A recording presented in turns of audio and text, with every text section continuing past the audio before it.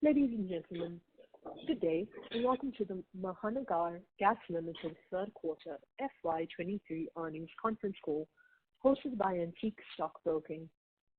As a reminder, all participant lines are in listen-only mode, and there will be an opportunity to ask questions after the presentation concludes.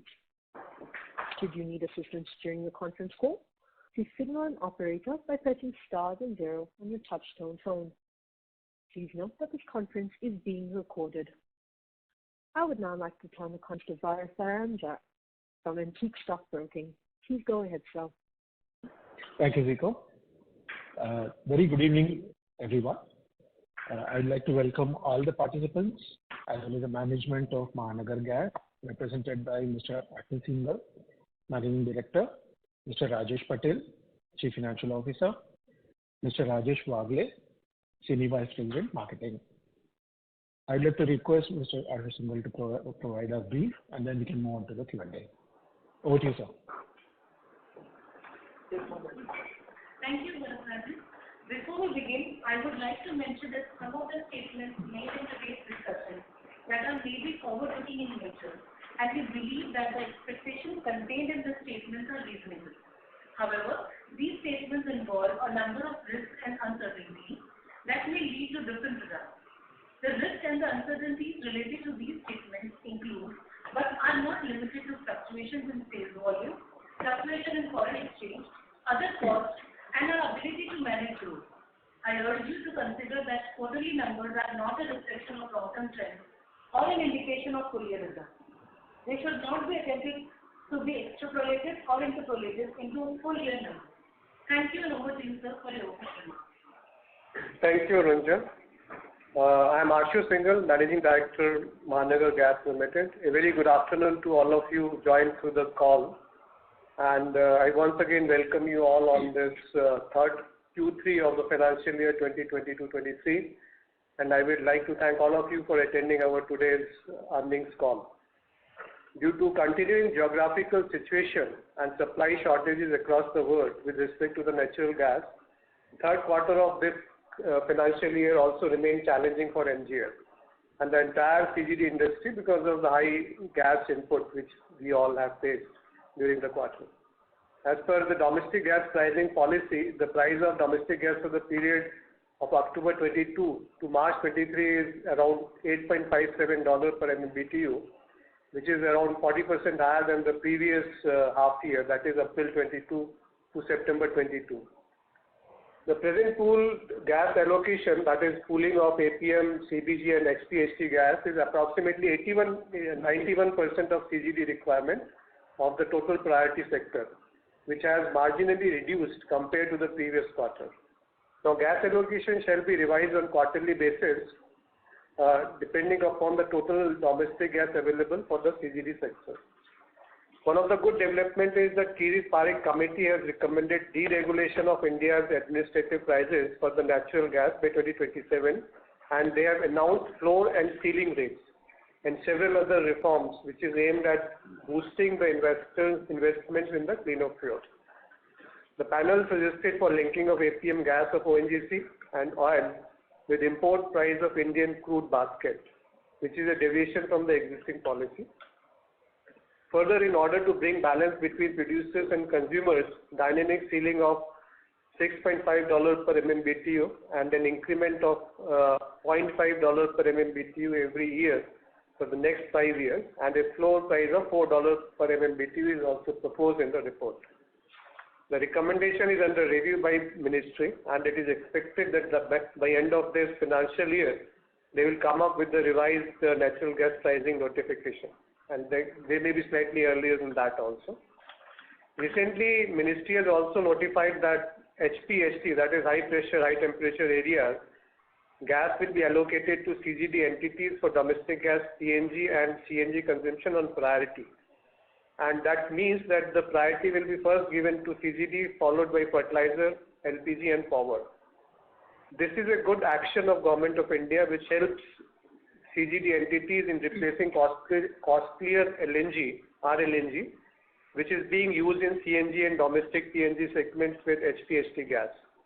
because HPHT gas is much cheaper as compared to the spot gases. This will help in reducing overall gas cost of the CGD entities, which also reduces the CNG and DPNG prices, which will further boost consumption in CGD sector. MGL continues to create CGD infrastructure across its business segments in the licensed areas. During the quarter, 87,845 domestic households were connected, and thus we have established connectivity for nearly 2.08 million households. We have laid 82.36 kilometers of steel and PE pipelines, thereby taking the aggregated pipeline length to over 6,407 kilometers. We have also added 5 new CNG stations, and with this we have 301 CNG stations as of the end of quarter. We added 82 industrial and commercial customers during the quarter, and thus on the quarter end we have 4,465 industrial and commercial customers.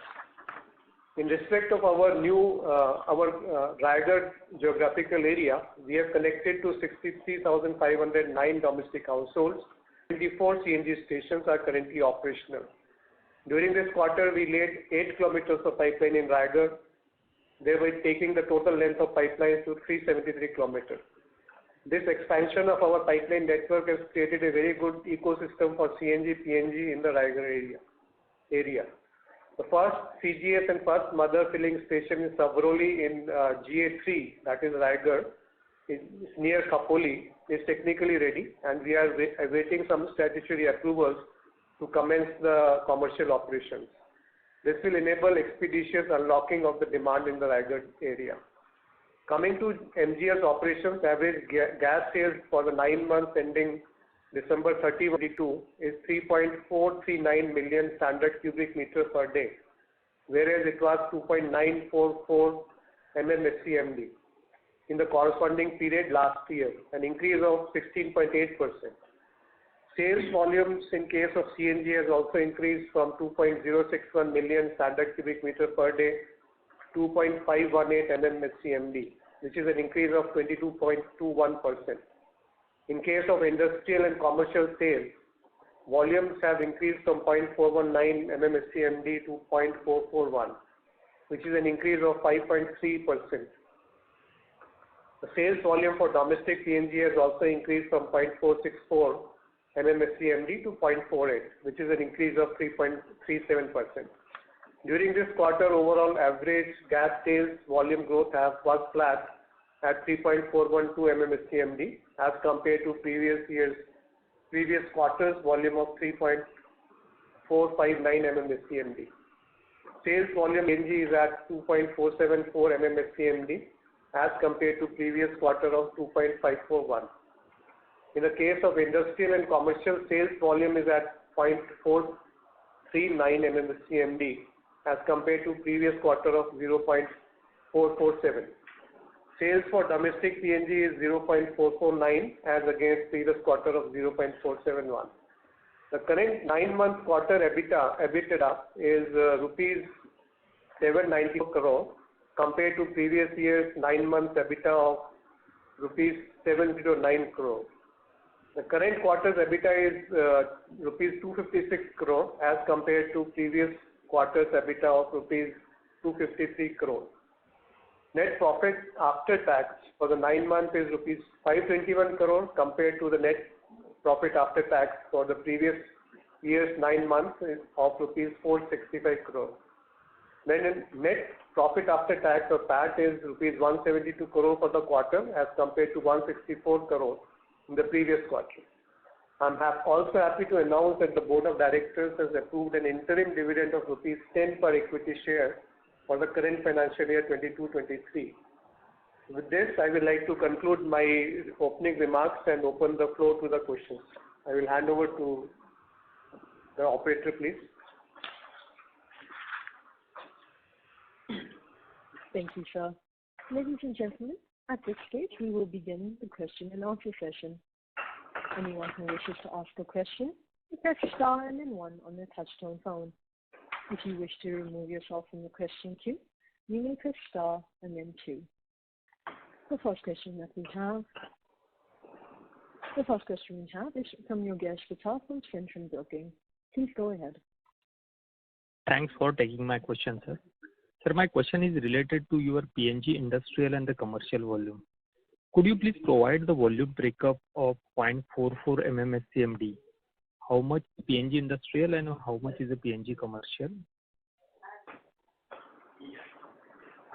You are talking about this quarter volume, right? Current quarter, yes, sir. Q3 FY23. Total PNG volume, including domestic, of 0.499 MMSCMD, and industrial plus commercial is 0.439. Okay. And So, sorry. So, sir, I'm asking you a breakup between the PNG commercial. How much was the PNG industrial and how much was the PNG commercial? If we get it, that would be really helpful. Industrial was about 0.315 and commercial would be about 0.121. Okay. 0.318 is industrial. Yeah. Not 315. Okay. I would like to add, generally these categories may keep on changing depending on the customer side requirement and sometimes. So it's not very, important to have a breakup because many a times and in the last few months there has been a lot of change. So they are not comparable with the earlier period numbers. Okay, that's what I just wanted to take a note of that. Hello. Thank you, sir. The next question we have is from Praveen from ICICI Securities. Please go ahead. Thank you for the opportunity. Sir, first question was you mentioned about the pool allocation requirement. Just wanted to understand if you can give us some color on what is the sourcing mix exactly. I can't hear you, Prabal. Is this better, sir? If you can hear us, please can you come through to the next? Please can you come back into the question line? Ladies and gentlemen, Am I just audible? a reminder, if you would like to ask a question, please press star and then 1 now.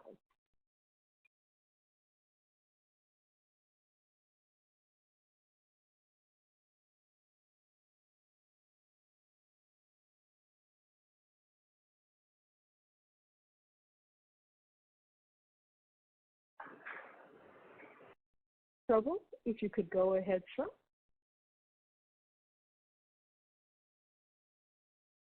He's not able to hear us. I think we are not able to. Yeah, Prabal.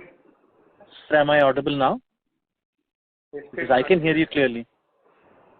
That's fine, sir. I'll come back in the queue. Not a problem.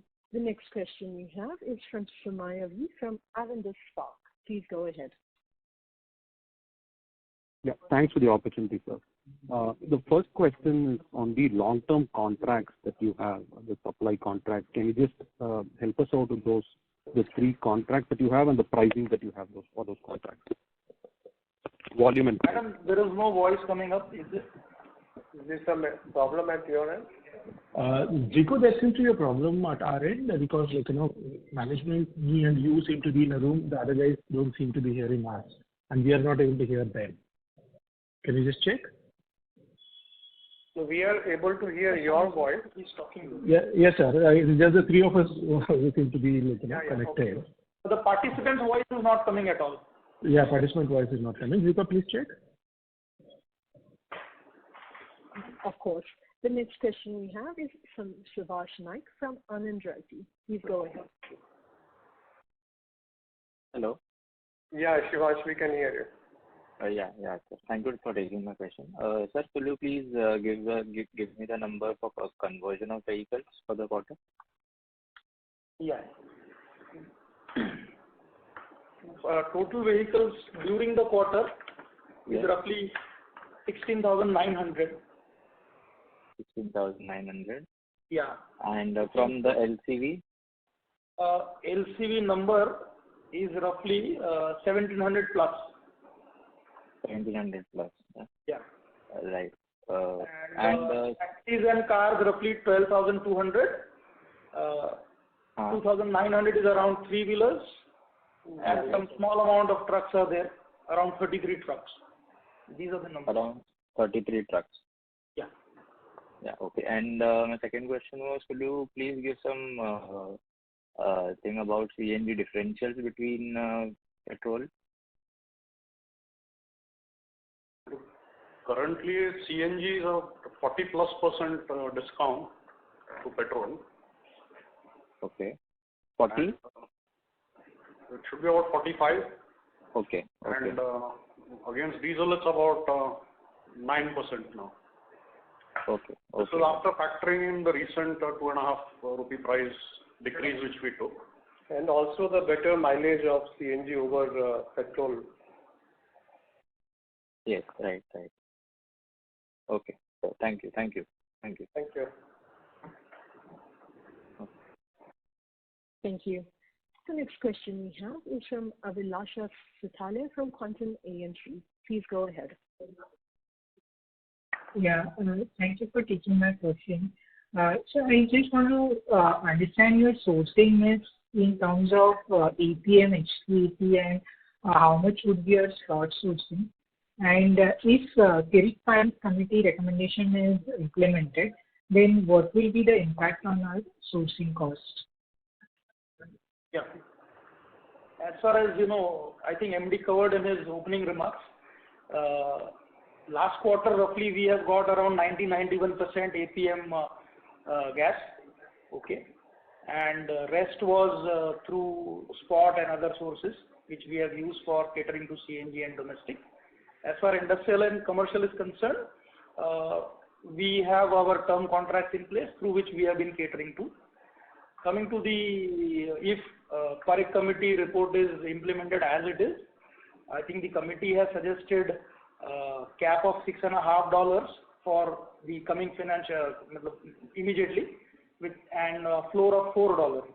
So compared to the current price of APM, which is $8.57 per MMBTU, there is likely to be decrease of $2 per MMBTU. Okay. Having said that, already there is a new notification by ministry whereby HPHT allocation priority has been given to CGD. Okay.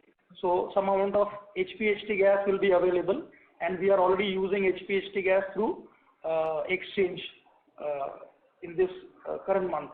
Okay. So both these have given us advantage in terms of cost compared to the existing cost. So HPHT is already being used, and once Kirit Parikh committee, mostly if by this year end or 1st April if it is implemented, will also give an advantage of better costs going forward. So currently, how much is our HPHT sourcing? In that 9-10%, how much will be HPHT? This is in the range of around 0.27 to 275. Around 0.3 MMSCMD we can say. Okay. Sure. And regarding our capex plan, how much we have spent till date, and how much we are likely to spend in FY24-25? Up to December, we have almost spent around 460-75 crores. Okay, and we look forward to another 200 crore. We may end around 650 crore by this year end. That's our estimate. Of course, depending on the available permissions and other things, we should be in a position to touch figure of 650 crores on this year end up to by March 23. Yeah, and even 24, we have similar plan of spending. Yeah, in fact, for next year we have budgeted for a higher number, and it should be in this range between 600 to 800 crores. If all the permissions, availability of land and other things are in place. Yes. Fine, thank you. Thank you. Thank you. The next question we have is from Pramal Sen from ICICI Securities. Please go ahead. Thank you for the opportunity. Am I audible now, sir? Yeah, you are. All right, thanks. Sir, first question was with respect to this HPHT areas being putting CGD on priority. Just wanted to understand, sir, since the HPHT gas sales happen on a bidding process, how will this priority actually work? On bidding prices remaining the same, CGD will be allocated the gas, or how will it exactly work, sir? Just wanted your sense of it. When it's purchased from the exchange, what right. is the exchange only opens bidding up for CGD companies first for that volume. Typically, what has been observed is everybody bids at the ceiling. Right. And since other buyers are not there, whoever CGD has put in his requirement for priority, he gets that full volume. Only after that, if any other volume of HPHT is remaining, then the next second priority fertilizer comes, followed by LPG, and then it goes in that order. This is on the exchange. Now, how this Reliance gas bidding will happen? Actually, just to add to what Rajesh Wagle has said, that Reliance has come out with a 6 million auction, but they withdrew that auction at the last moment. Right. I think this development which government issued the order. So what we expect that as and when Reliance or ONGC will come out with their next auction, they will follow the guidelines of the Government of India that whenever everything is at par, then the first priority will be given to CGD, followed by fertilizer, followed by LPG, and then followed by power. So that means that whosoever CGD companies are eligible for the priority sector, they will be able to take as much quantity as is required, depending on and expecting that Reliance and ONGC is expected to come out with good amount of gas, and that much of growth is not expected to come in CGD companies. So 10% volume which is balanced and which is currently being used from long-term or other spot gases will be substituted by HPHT for almost all the CGD companies. Once that is exhausted, then it will go to fertilizer and LPG and then power. Okay. So the second question, if we can get a sense, how much of spot LNG was consumed by us in total, sir, in Q3, including for priority as well as industrial and commercial segment? It has been ranging, from 0.27 to 0.35, depending on the peak requirement. He's asking about spot. But now with HPHT, that quantum is coming down in the current month. So balance shortfall between, let's say, what we are getting from APM and adding this 0.3, 0.35 spot, the other is basically on some sort of term contract that we have, plus the HPHT that we are also getting from the exchange. Is that the correct way to look at it? Yes. No, HPHT perhaps will not be able to allocate to industry and commercials. Mostly HPHT will be consumed in priority sector, that is domestic PNG and CNG. Once that is exhausted, then the balance will be consumed by fertilizer. So I don't think industrial and commercial will be able to consume HPHT.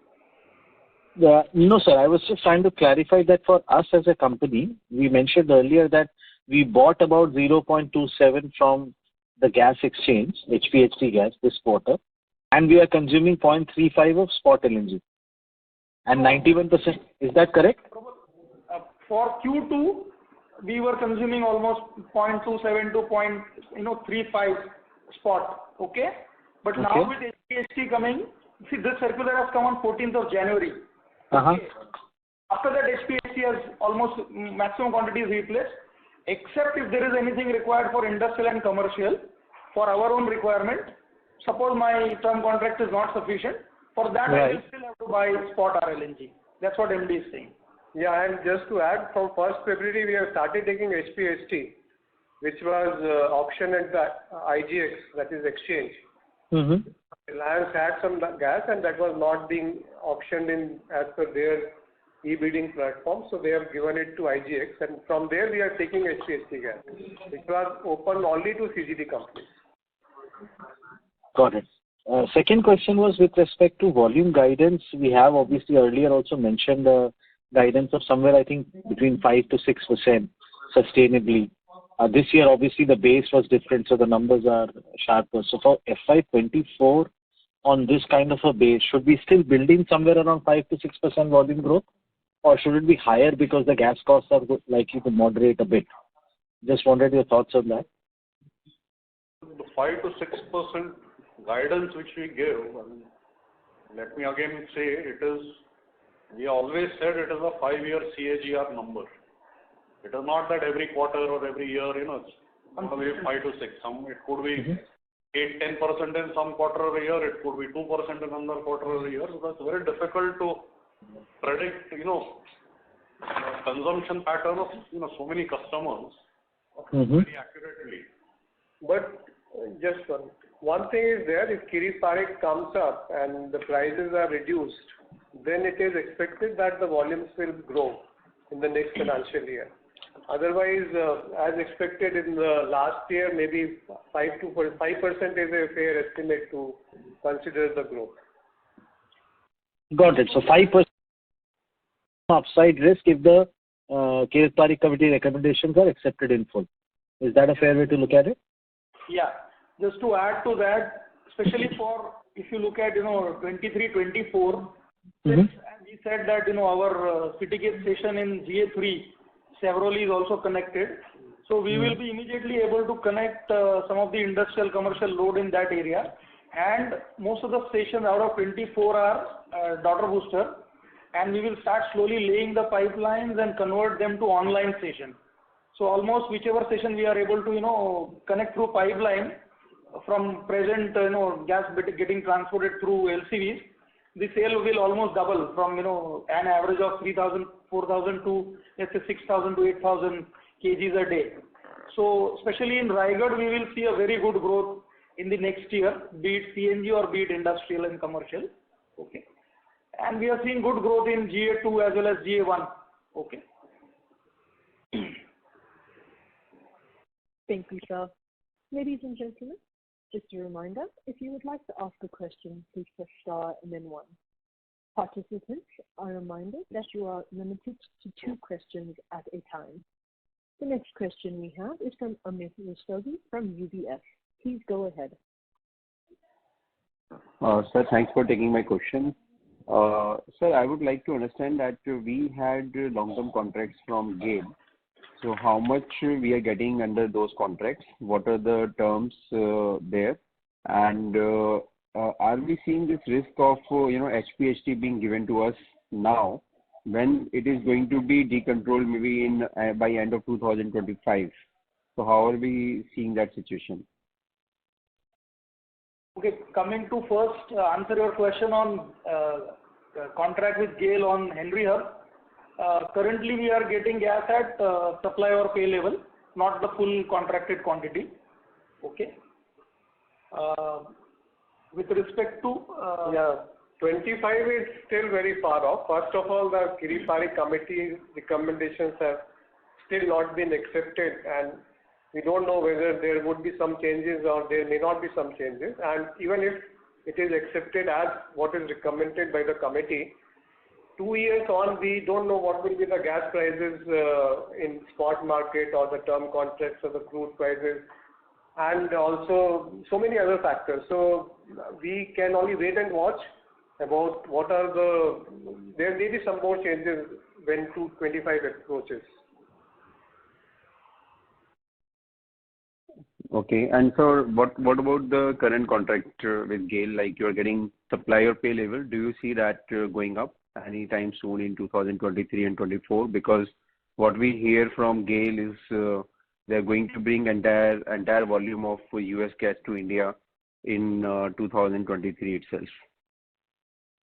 So actually GAIL is trying to, whatever we hear from different sources, that they're trying to source gas. One of their major supplier has defaulted in this last few months. So if that is happening, and also if the gap between spot and the term prices are reduced, and which is the trend which we have seen in last few months, that the spot gas which was being traded at maybe $35 per MMBTU has come down to $18 per MMBTU. And going forward, since the winters in Europe has also been quite moderate, we expect that the prices will soften up and there will be enough supply of gas.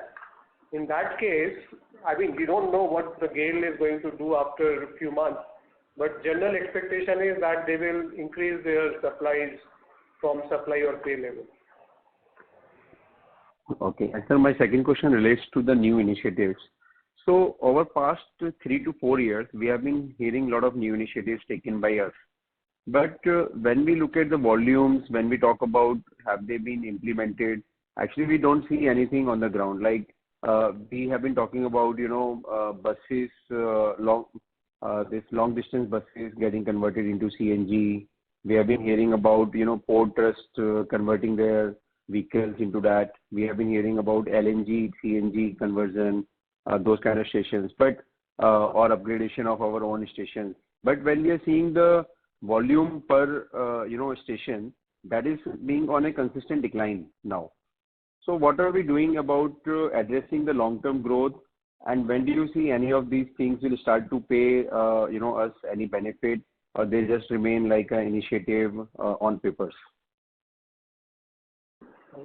Amit, you need to look at these initiatives in context.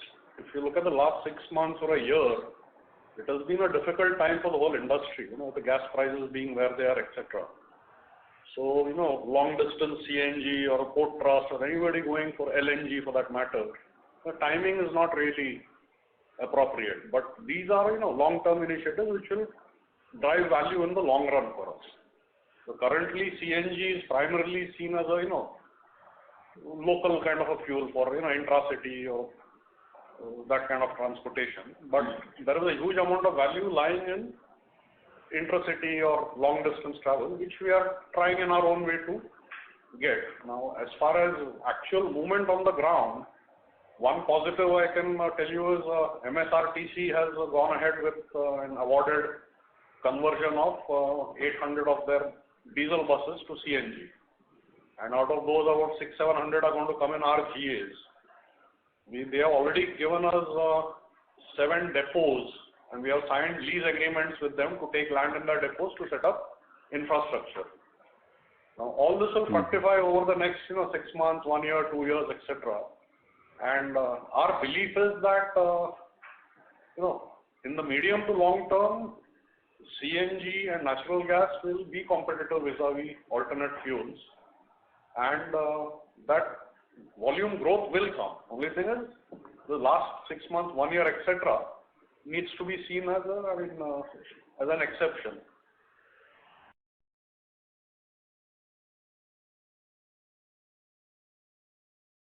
So on the LNG part, I can add is our LNG dispensing facility for the liquid in Raigad at a place called Sauroli, that's near the Khalapur toll naka on the expressway.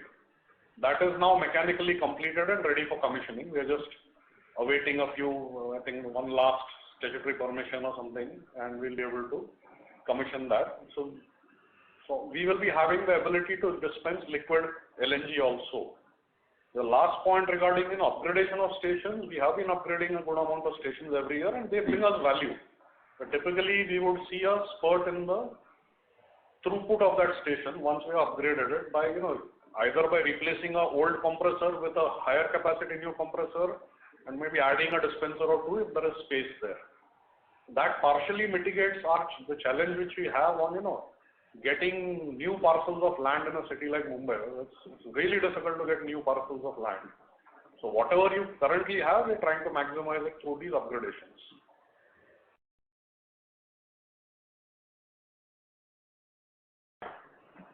Thank you, sir. The next question we have is from Jonathan Pareka from JP Morgan. Please go ahead.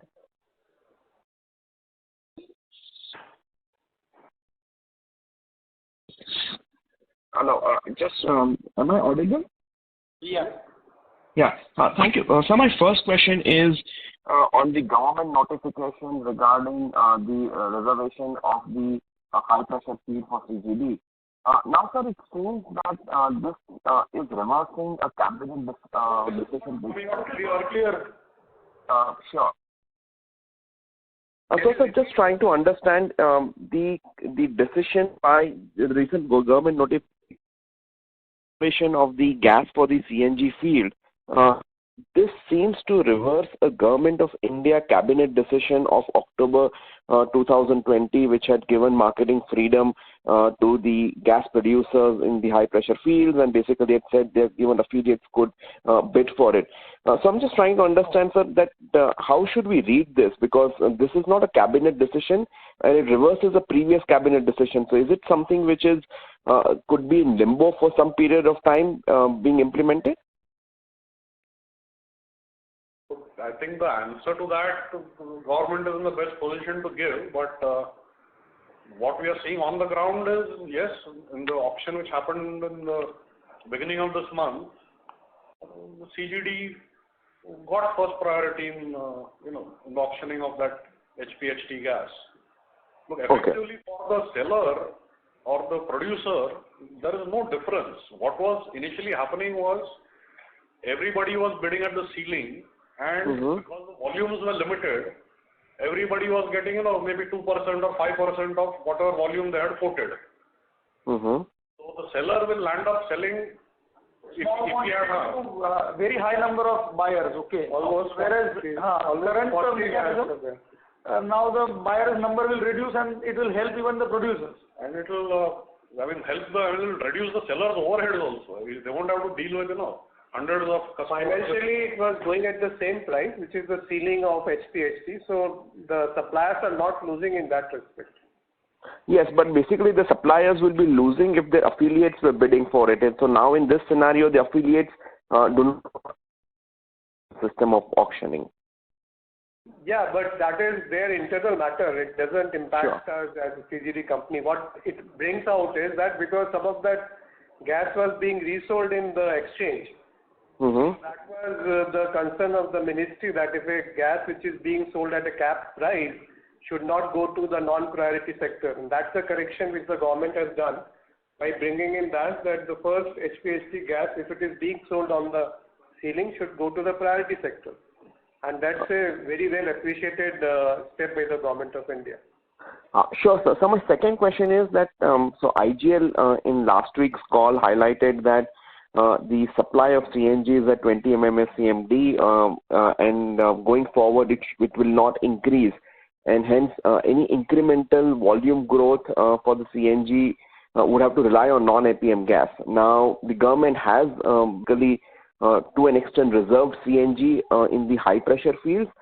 So going forward, sir, is it fair to say that the incremental growth will not be from APM gas? And there is also a risk that if the government is now effectively potentially migrating CNG from an APM gas structure to the high pressure gas structure, if the first priority is being given over there? No. I think there is two things which are getting mixed up. First, that APM gas is whatever quantity is there, the efforts are being made by ONGC to increase it also, although we can't say whether it will increase or stagnate or come down.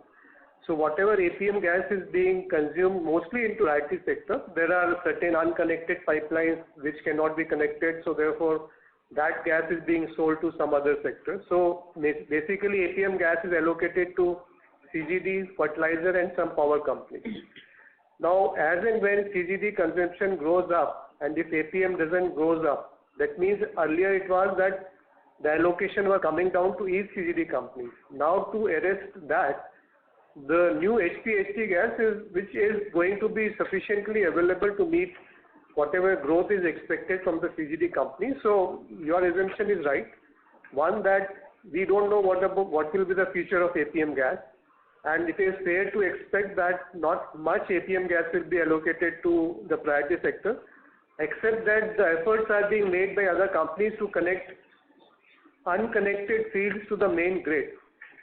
If that happens, then more APM quantity will be available for CGD allocation.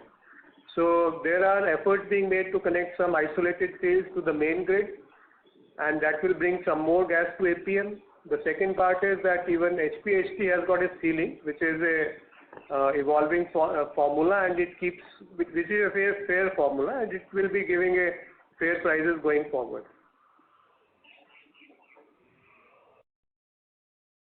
Thank you, sir. The next question we have is from S. Ramesh from Nawal Bank Equities. Please go ahead. Good evening and thank you very much. Can you hear me? Yes, we can. Yeah.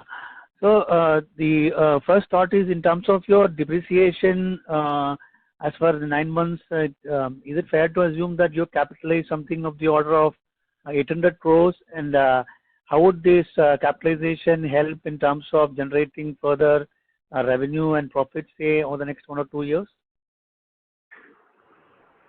So, no, whatever new CNG stations you are seeing, and so we have commissioned those, and capex about that has been, added, and it starts immediately giving incremental volumes, or at least the compression capacity is available, and depending on the vehicles and the turnaround of vehicles, it will have better impact on volumes going forward. As far as some of the steel lines and medium pressure line or low pressure lines are concerned, so basically that will not immediately be able to add to volumes. As and when the customers get converted on these pipeline network, it will add slowly. So it's a long drawn process. Once a steel line or a medium pressure line is laid, immediately, maybe 40-50% of the customers in a building or in that area gets hooked up, and later on that process continues over a longer period of time. Okay. So that is how this capex will help in the long run. And the City Gate station, which we are likely to commission soon, awaiting for some statutory approvals. Once that gets commissioned, immediately sale in the GA3 through that station, as well as the mother station will be able to cater to the daughter booster station within that geography. So it will reduce the transportation cost which is being currently incurred from GA2 to GA3, and will also help slowly going forward connecting few more industrial commercial customers in that region, and few more daughter booster station to be converted online. Okay, that's how it is going. So if you can share your thoughts on how much will be the cost savings on what you just mentioned, and what is the kind of incremental volume that you can expect in GA3, the Zyga, say, over the next 1 or 2 years? GA3 volume growth will be quite high next year. It should be 20% plus compared to current growth which is there. Okay, current volume which is there. Okay, and as far as cost is concerned, let's say even if the distance traveled was on an average 40-50 kilometers, okay, if that gets eliminated, so cost for kg of gas transportation straight away goes away, and that depreciation takes a replacement of that cost. Okay, and depreciation is a very small amount, whereas recurring transportation cost is pretty high in these stations, which will also be a saving. And also, logistics, manpower management, all that gets eliminated.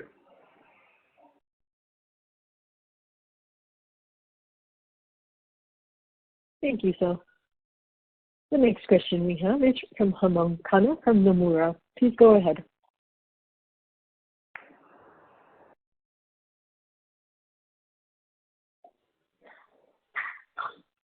Hemang, please go ahead, sir. Hi, I hope I'm audible. Yeah. Yeah. Thank you for taking my question, sir. Just wanted to get a sense of what is our current volumes, say Jan, or what we're currently doing versus 3.4 that we did in the third quarter. And the second question or continuation with that is that say we've in the month of Jan we would have to have procured some amount of spot LNG to meet priority sector demand. But is it fair to say that from Feb onwards we will not be having any incremental spot LNG purchases, at least for the priority sector? No, I think some amount of spot may remain because of the, to cater to the peak we may need. So completely you can't say that no spot will be required for priority sector. As far as volumes go, Jan also volumes we expect to be flattish because of the high selling prices which are prevailing. But hopefully now that we have started, getting and giving some relief on the high prices, we are hoping volume should pick up. Got it, sir. Cost will be very, very minimal just to balance requirement. Otherwise, we expect that APM plus HPHT should be able to meet the priority sector requirement. Got that. And just to get a sense on the pricing, given the price cut that we've taken in Feb, is there any view to further bring down the pricing and improve the cost advantage versus liquid fuels? One, we have already done that. 2.5 rupees per kg of CNG prices have been reduced with effect from 1st of February. Right. Next, we will have a wait and watch for Kirit Parikh committee to be accepted by the government. And as and when that comes, we'll have a relook at total cost of procurement and also what is the total cost, average weighted cost, and then we'll take a call on that.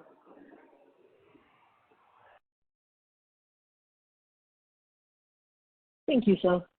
Ladies and gentlemen, at this stage, we will be limiting participants to one question per person. The next question we have is from Ketan Mehta from BOB Capital Markets. Please go ahead. Good afternoon, everyone. Thank you for giving me this opportunity. I would wanted to sort of understand, when I look through the data, I understand that your focus of implementation of infrastructure seems to be sort of emphasized on GA2 and GA3 development. So wanted to understand in terms of the breakup, is it translating into a higher growth in GA2 particularly versus GA1, and what is currently the mix of GA1, GA2 and GA3 in your total volumes? So let's say on an average, if you are selling around 3.5, GA1 should be contributing around 1.8 to 1.85, GA2 roughly 1.5 to 1.55, and around 0.1 to 1.2 is being sold currently in GA3. Going forward, our expectation is somewhere between, at least next year, GA2 we see a growth of 10% in those volumes, whereas in GA3 at least 20% plus volumes we are seeing, whereas GA1 will remain in the range of around 5% to 6%. This is I'm talking about immediate 1 or 2 years, okay, till GA3 and GA2 peaks out in terms of the potential available in those two geographical areas. Yeah, with respect to your question, why we are giving more focus on GA2 and GA3, it is primarily because GA2 and GA3 are more nascent areas where like especially GA3, where the network is being laid. As far as GA1 is concerned, there is hardly any space for putting our CNG station. And already this steel and MDP network is very robust in GA1. Whereas in GA2, there are still some scope to increase some network and MDP line and also some CNG station. So if you see our capex plan for next few years, we will be focusing more on GA2 and GA3. The main constraint in GA1 is there is hardly any land which is available, and whatever area is there is already covered with a very integrated network of steel and PE pipelines in GA1. Mr. Mehta, at least in GA1, most of the trunk line, the steel pipeline is already laid. Whatever capex we are doing as far as GA1 is concerned, it is more of a security supply kind of a thing. So we are doing multiple looping so that, if there are any disruption, etc., GA1 area and the older area doesn't get affected. However, the last mile connectivity and the customer conversion keeps on going, and we do incur sizable amount of capex even in GA1 for further branching, reaching out to the customers. Okay. Thank you. The next question we have is from Malik Patel from Aquarius. Please go ahead. Yeah, thanks for the opportunity. So just continuing the earlier question, you mentioned that 1.8 to 1.85 comes from the GA1 and you expect around 5% growth in GA1, and GA2 you expect around 15% growth. So the GA2 growth is more driven by, as you mentioned, that the network is yet to be laid down. But how do you see this one along with where you haven't only part GA2 with you, for Thane city, but the remaining portion of the Thane district is within the Gujarat Gas. Do you see that the Gujarat Gas network will enable you to grow more faster, or is it going to get some volume from your side? So the growth rate in GA2 is a bit higher than GA1. Yeah. It is relatively easier to lay infrastructure. There is more land available in GA2 for opening CNG stations, and it's a much bigger area compared to GA1. GA1 is a very mature market that way. We have been here for more than 27 years now. GA2 is relatively new. We started off in about 2005, so 18 years or so. And what is the potential for the GA3 in 5 years? Where do you see this 0.1, 0.12 heading to what number? GA3. Our demand estimation shows about 0.6 MMSCMD is the addressable market size there. Okay. Got it. And one more question. Recently this metro has started in Mumbai. Have you seen any drop in your numbers related to the past? Because the general perception is that once the metro starts, your congestion will come down, the traffic will come down, and the cars or the taxis will spend less time on the roads relatively, so the less fuel consumption. Is that thinking right? Look, the first metro corridor opened quite a few years back, the Warsaw and Ghatkopar one. That didn't have any impact on our volumes. The new one has just opened a couple of weeks back. It was inaugurated by the Prime Minister. Now, we haven't seen any material change in CNG volumes or anything for that matter, but we will watch and see what we were. Our expectation is even with so many metro lines opening, the demand for transportation services is so high that CNG will, even liquid fuels for that matter, will retain their share. It is just that the number of people traveling will increase. Some of them will shift from local to metro also. And when people see less congestion on the road, some people may bring out their CNG cars to commute also. Today they will not be doing that because it's taking them 2 hours to commute from home to work. So there are a lot of factors at play here. So it's not necessary that metros, can potentially hit your city. I mean, look at IGL for an example. I mean, Delhi is one of the best metro networks, but IGL's volumes have been, consistently growing. So what? Thank you, sir. What is understood is that there is a space for almost several fuels because the commuting will start to increase, as Mr. Rajesh mentioned.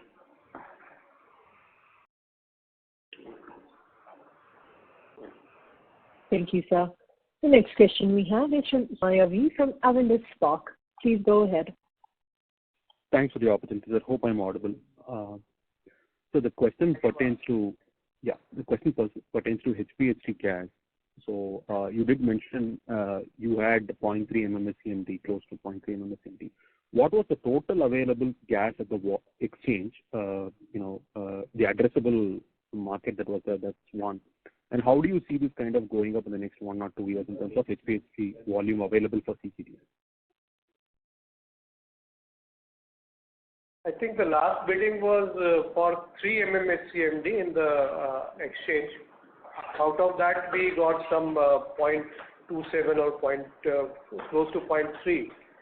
So, I mean, what I said earlier was that the CGD companies are not expected to grow demand in tandem with what the gas is expected to come from HPHT, both from Reliance and ONGC.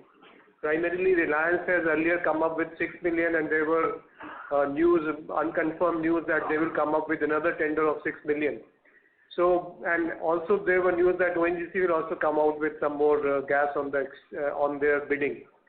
So, what our estimate is that CGD demand growth for priority sector will be a gradual one. It cannot be a sudden thing. As of now, if we see the 10% is around 2.5 MMSCMD, if we took a level of all India basis. So that will be available straight away in the first bidding or second bidding round itself. So post that, once CGD companies start consuming more gas, then only HPHT will be required. So our assessment is that for MGL also, whatever shortfall is there will be met through HPHT.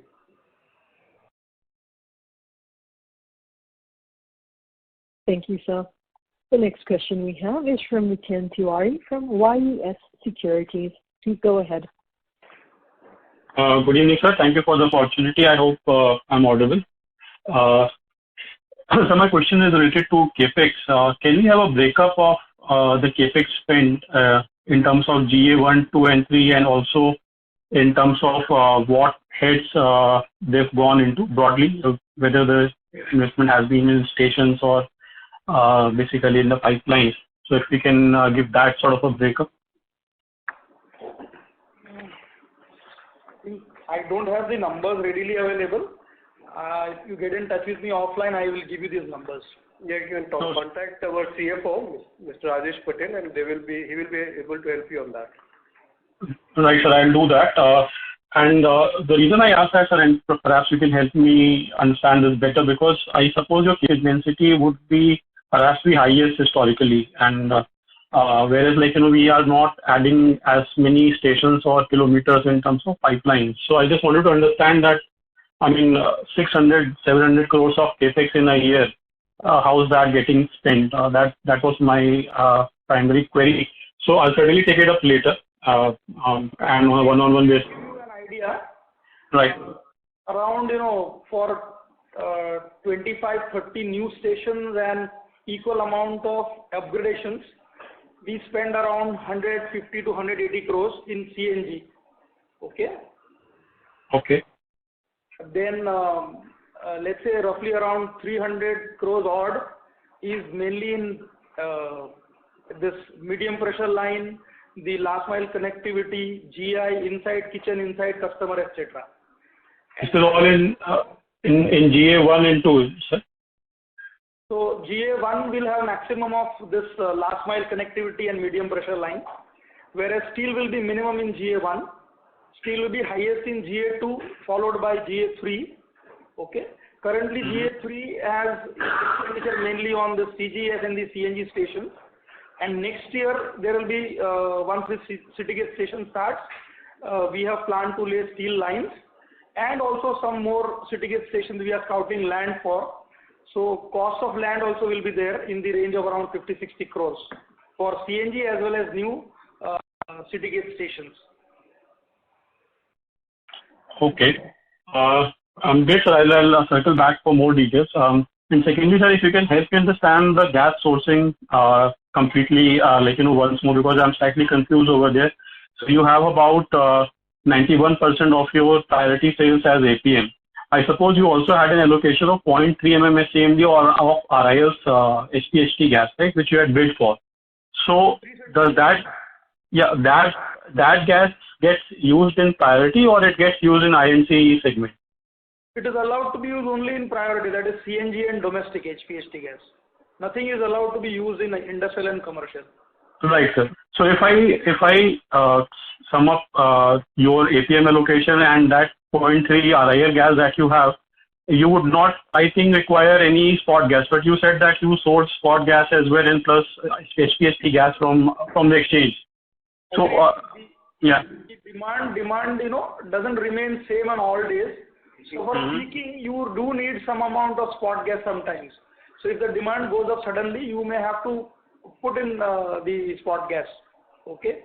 So let us say around 2.8 is available through APM and 0.3 is available through HPHT.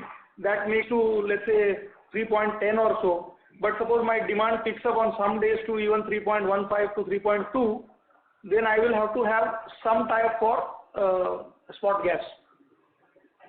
Otherwise, the stations will be starved of the gas and they will, pressure will fall. Okay. Thank you, sir.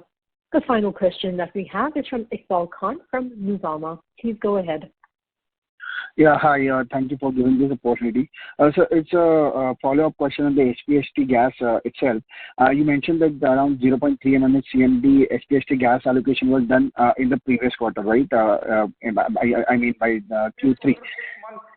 February. Okay. So in the previous quarter, was there any allocation of HPHT gas?